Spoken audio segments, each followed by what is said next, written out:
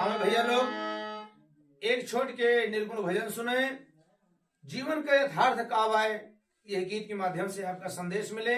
हम अवधी कलाकार अजय केला एंड पार्टी कलावती मनोरंजन चैनल से आप सबका एक छोट के निर्गुण पेश करते ही।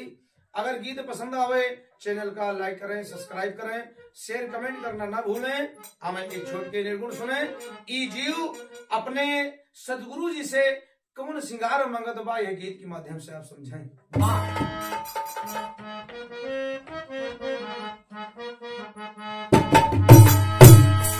अरे कई क्या सिंगार हो हाँ मारे स्वामी सतगुरु।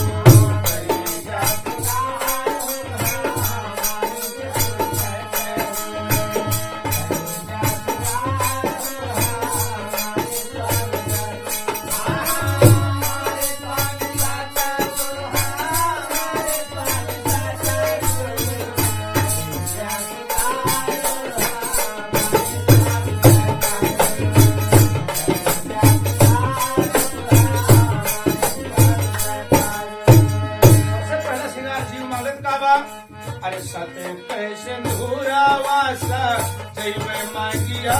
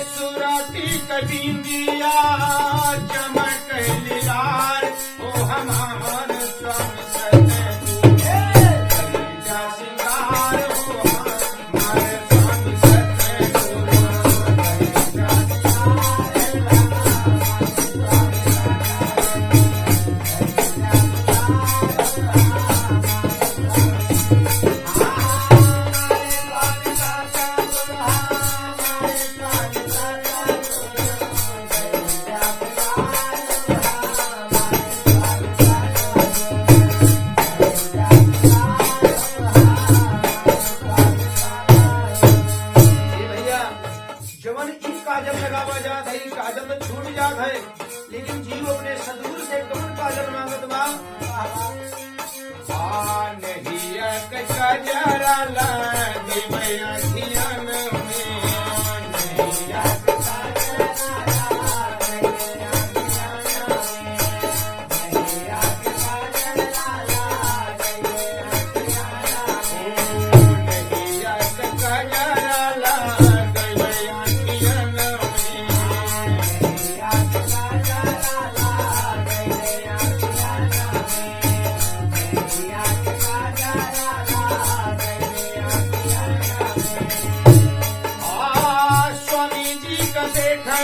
हम नया न उधार हो हाँ मारे स्वामी सतगुरु कहीं ना सिंगार हो हाँ मारे स्वामी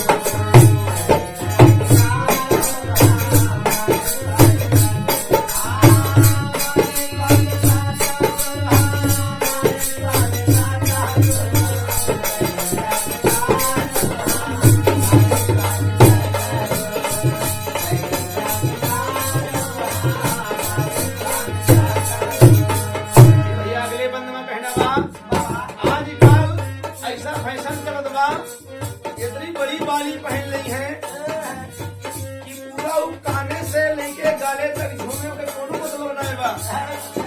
लेकिन जीव अपने सदगुरु से कहत बा कि स्वामी जी हमें कौन बाली पहनावे, आप कैसे हमारे शोभा बढ़े। बाली उपदेश के था फिर बैठा नवान